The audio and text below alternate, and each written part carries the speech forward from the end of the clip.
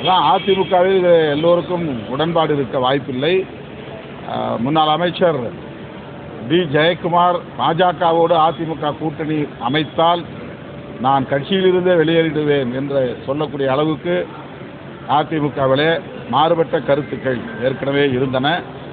அதையெல்லாம் மீறி எடப்பாடி பழனிசாமி அவர்கள் அமித்ஷாவோடு அமர்ந்து கூட்டணி அமைந்ததற்கு சாட்சியமாக இருந்திருக்கிறார்.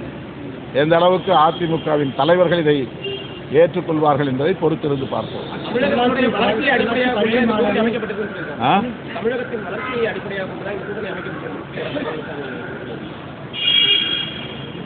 உருவான கூட்டணியை நியாயப்படுத்துவதற்காக அவர் ஏதோ சமாளிக்கிறார். என்னை பொறுத்தவரையிலே அவர் பாஜக அல்லாத ஒரு கூட்டணியை அதிமுக தலைமையில் அமைக்க வேண்டும் என்று முயற்சி எடுத்தது உண்மை. அது நாடு அறியும். அதற்கான சூழல் கனியவில்லை. அது மட்டுமில்லாமல் திரு செங்கோட்டையன் அவர்கள் அமித்ஷா அவர்களை தனியே போய் சந்தித்து பேசுகிற அளவுக்கான சூழலும் உருவானது. அது எதற்காக என்று நமக்கு தெரியாது.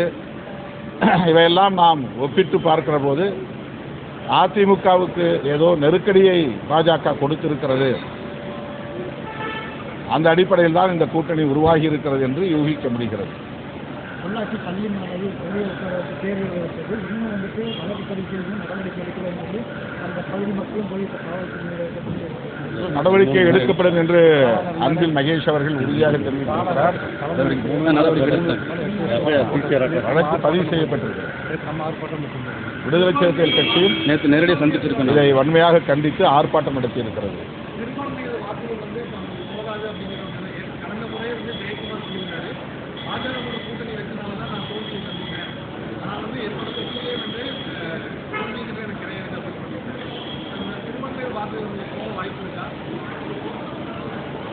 பாஜக இருக்கிற அணியில் சிறுபான்மையினர்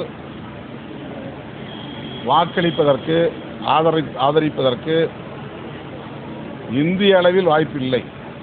அவர்கள் வெளிப்படையாக முஸ்லீம் வாக்குகள் தேவையில்லை, கிறிஸ்தவர்கள் வாக்குகள் தேவையில்லை என்கிற அடிப்படையில் தான் பாஜக ஒரு நிலைப்பாட்டை எடுத்து செயல்படுகிறது.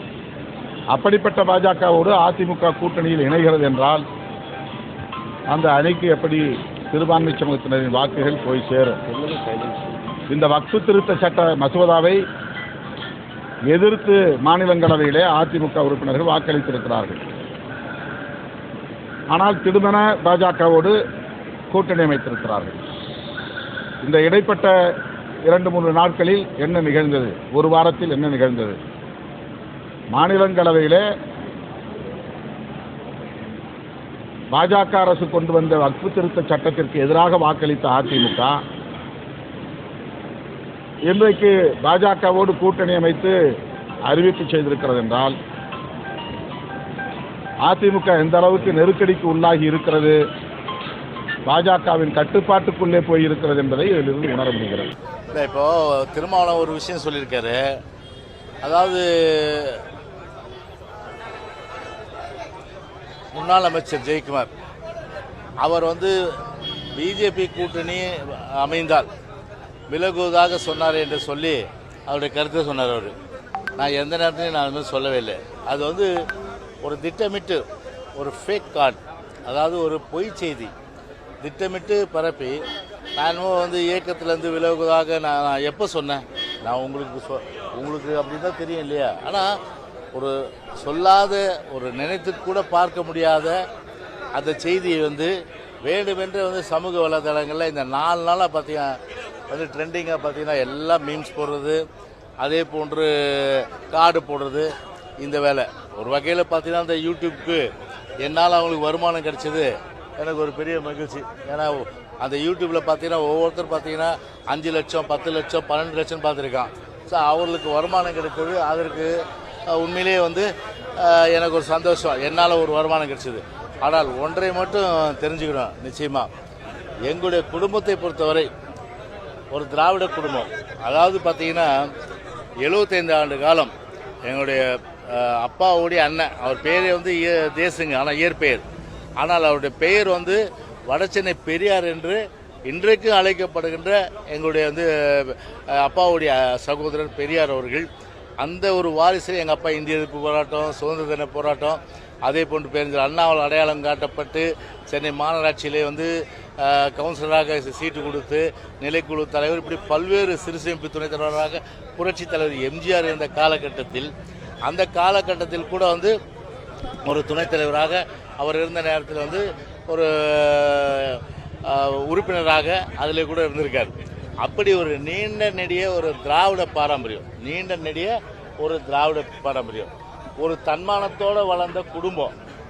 பதவிக்காக சரி யார் வீட்டு வாசக்காலையும் போய் நின்ன வரலாறு எங்கள் குடும்பத்தும் கிடையாது, எங்களில் சில பேருக்கும் கிடையாது.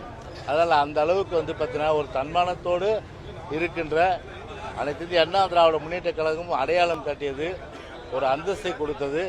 புரட்சித் தலைவி அம்மா அவர்கள் வந்து பெருமளவுக்கு பார்த்தீங்கன்னா வந்து இன்றைக்கி வந்து உலகம் ஃபுல்லாக தெரியுதுன்னா இன்றைக்கி வந்து என்னை அடையாளம் காட்டியது யார்? அனைத்து இந்திய அண்ணா திராவிட முன்னேற்ற கழகம், பொன்மனச்செம்மல் புரட்சித் தலைவர் எம்ஜிஆரா, புரட்சித் தலைவி அம்மா தான். எனவே வாழ்நாள் முழுவதும் சரி தந்தை பெரியார், பேரன் அண்ணா இருபெரும் தெய்வங்களாக இருக்கின்ற இதே தெய்வம் புரட்சி தலைவர் புரட்சி அம்மாவுடைய வழியிலே எங்களுடைய பயணம் நிச்சயமாக தொடரும். எனவே ஒரு பொய்ச் செய்திகளை பரப்பி அதில் ஒரு அற்ப ஆசைகள் தயவுசெய்து கொள்ள வேண்டாம் என்று இந்த நேரத்தில் நான் வந்து அன்போடு கேட்டுக்கொள்கின்றேன். யார் வீட்டு வாசல்லையும் சரி பதவிக்காக போய் நின்னவன் ஜெயக்குமார் கிடையாது, அது மட்டும் தெரிஞ்சுங்க. பதவிக்காக நின்னவன் ஜெயக்குமார் கிடையாது, வாசல் கதவை தட்டியது கிடையாது. ஏன்னா பதவி என்பது அண்ணா சொன்னார், தோளில் போட்டிருக்க துண்டு, ஆனால் என்னை பொறுத்தவரை ஒரு கட்சிஃபு, அதுக்காக இந்த இயக்கம் கிடையாது. வாழ்நாளதும் உயிர் மூச்சுன்னு சொன்னால் அது அனைத்து இந்திய அண்ணா திராவிட முன்னேற்ற கழகம். அந்த அனைத்து இந்திய அண்ணா திராவிட முன்னேற்ற கழகன்ற அந்த ஒரு மாபெரும் இயக்கம் தலைவர் ஆரம்பித்து இந்த தீய சக்தியாக இருக்கின்ற கருணாநிதி வந்து ஒழித்துவிட வேண்டும் என்பதற்காகவே இயக்க ஆரம்பித்தார்கள். எனவே அந்த வழியிலே தான் எங்களுடைய இயக்கம் இன்றைக்கு பயணிக்கின்றது. அந்த வகையில் தான் நானும் பயணிப்பேன் என்று சொல்லி ஓகே.